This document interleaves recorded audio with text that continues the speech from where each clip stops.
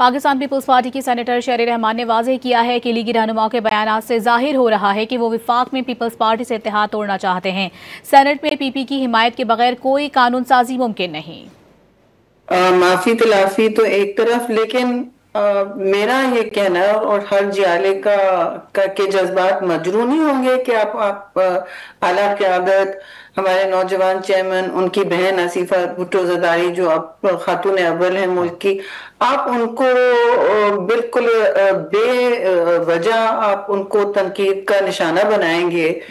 तो फिर ये कैसा कोलिशन हुआ और कहाँ आप इसको ले जाना चाहते हैं और आपके अहदाफ क्या हैं, ये सवाल तो फिर उठेंगे ना। अब आप उस सारे इत्तेहाद को तोड़ना चाहते हैं, तो फिर मैंने तो कह दिया, और नेशनल असेंबली ने एग्जैक्टली ये बात की है कि आप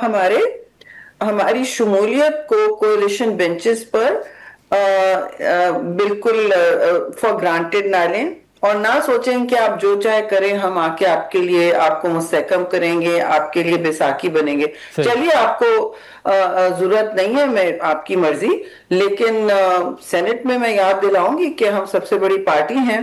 और वहां चलना बोलना बहुत मुश्किल हो जाएगा पीपल्स पार्टी की वाज़ेह सपोर्ट के बगैर।